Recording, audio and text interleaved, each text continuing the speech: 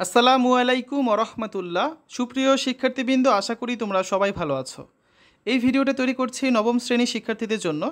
2024 সালের নবম শ্রেণীর ইংরেজি বইয়ের সপ্তম অধ্যায়ের 99 থেকে 101 পৃষ্ঠার সমাধান নিয়ে আজকে আলোচনা করব।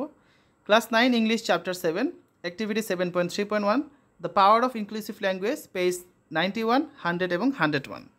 আজকে হচ্ছে আমরা অ্যাক্টিভিটি 7.3.1 এর বাংলা অনুবাদটা দেখব, ঠিক আছে? তোমরা যারা এখনও অন্যান্য বিষয়ের ভিডিওগুলো দেখোনি তারা আমাদের চ্যানেলের প্লেলিস্ট অপশন থেকে ঘুরে আসতে পারো। সেখানে তোমরা নবম শ্রেণীর বাংলা, ইংরেজি, গণিত, বিজ্ঞান, ডিজিটাল প্রযুক্তি, স্বাস্থ্য সুরক্ষা, জীবন ও জীবিকা, ইসলাম শিক্ষা, শিল্প ও সংস্কৃতি এবং ইতিহাস ও সামাজিক বিজ্ঞান প্রত্যেকটা বিষয়ের জন্যই আলাদা আলাদা করে প্লেলিস্ট পেয়ে যাচ্ছ। এখান থেকে তোমাদের যে যে বিষয়ের ভিডিও দরকার খুব সহজেই তোমরা দেখে নিতে পারবে। আজকে আলোচনার বিষয় 7.3.1 read the following note to find out how power is associated with the language. ভাষার সাথে ক্ষমতা সম্পর্ক বোঝার জন্য নিচের নোটটি পড়ো।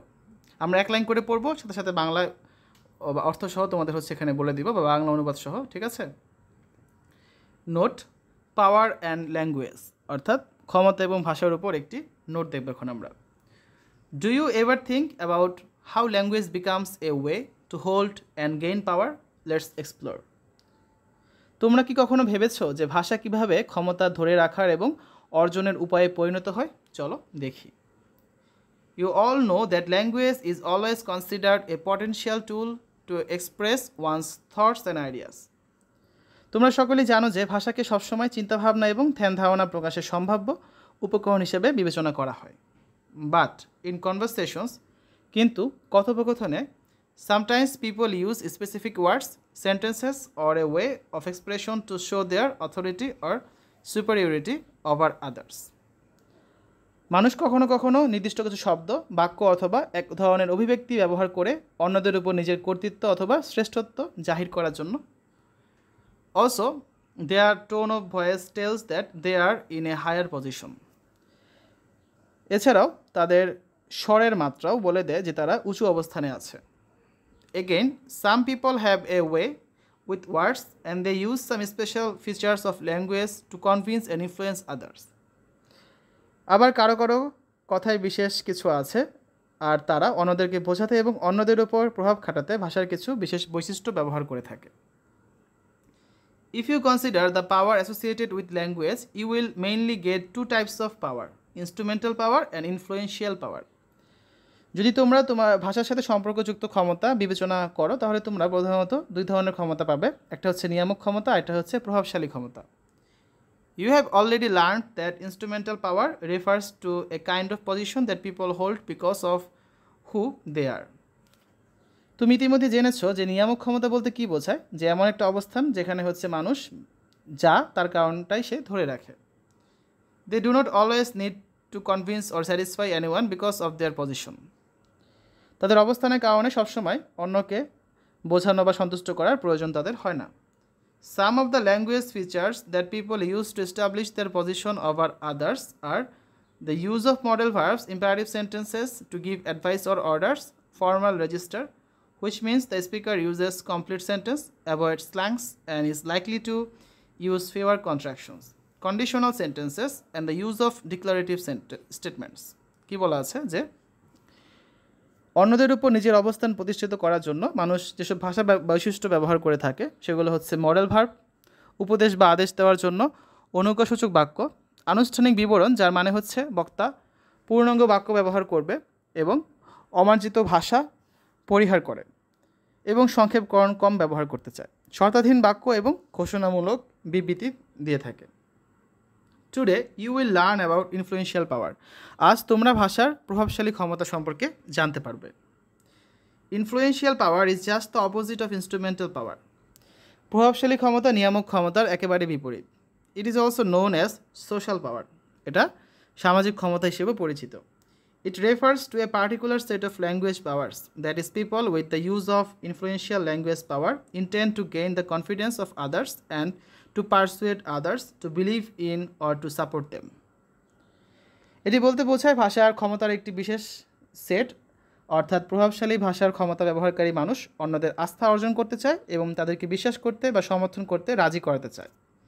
Often you can find this type of power in statements made by leaders and in advertisements. নেতাদের বক্তৃতা এবং বিজ্ঞাপনে এই ধরনের ভাষার ক্ষমতা প্রায় তোমরা দেখতে পাবে। While engaging in conversation, people utilize specific strategies to help them establish their influence. কথোপকথনে নিয়োজিত থাকার সময় মানুষ তাদের প্রভাব প্রতিষ্ঠা করার জন্য সহায়তা করতে নির্দিষ্ট কৌশল ব্যবহার করে থাকে। Now let's explore some features of influential power or social power language. এখন চলো প্রভাবশালী ভাষার অথবা সামাজিক ক্ষমতার ভাষাগত কিছু বৈশিষ্ট্য আমরা খতিয়ে দেখি। তো শিক্ষার্থীরা এখন হচ্ছে আমরা সামাজিক ক্ষমতার ভাষাগত কিছু বৈশিষ্ট্য দেখব। Number 1, very often people present opinions as facts to persuade others. মানুষ প্রায় অন্যদের রাজি করাতে তাদের মতামতকে সত্যি ঘটনা হিসেবে উপস্থাপন করে।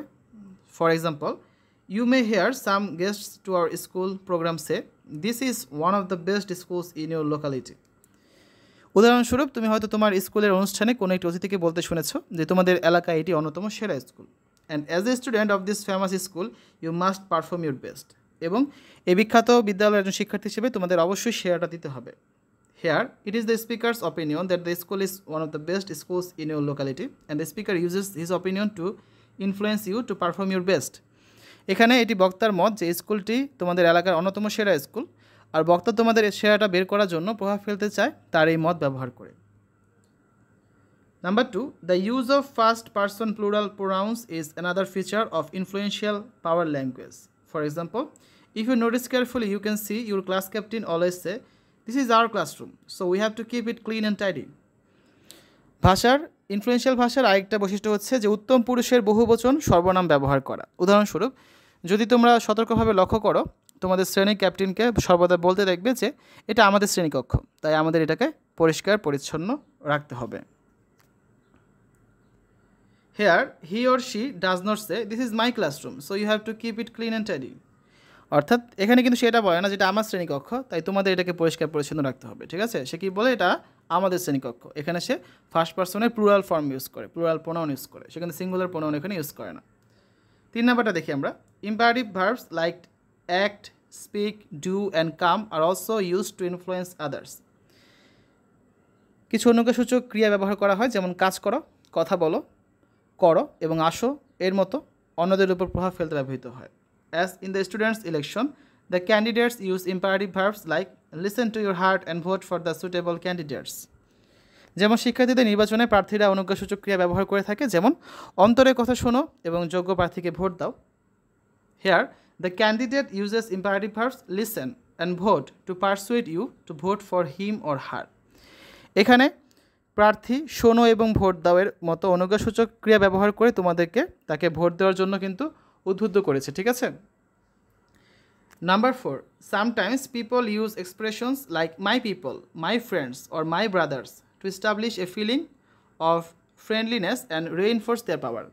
মাঝে মাঝে বা কখনো কখনো মানুষ বন্ধুত্বের অনুভূতি প্রতিষ্ঠা করতে এবং তাদের ক্ষমতা শক্তিশালী করতে আমার জনগণ, আমার বন্ধুগণ অথবা আমার ভাইয়েরা এই অভিব্যক্তিসমূহ ব্যবহার করে থাকে, যেখানে আমার ব্যবহার করা হয়। 5 নাম্বার হচ্ছে using interrogative like asking the listener or reader questions to establish their acceptance is another feature of influential power language. Influential power ভাষার আরেকটা বৈশিষ্ট্য হচ্ছে গ্রহণযোগ্যতা প্রতিষ্ঠায় শ্রোতা বা পাঠককে প্রশ্ন জিজ্ঞাসা করার মতো প্রশ্নবোধক বাক্য ব্যবহার করা। Here they use modal verbs to have their dominance over others. এখানে তারা অন্যদের উপর আধিপত্য পাওয়ার জন্য মডেল ভার্ব ব্যবহার করে থাকে। For example, sometimes very close to you may say, am I not close enough to guide you?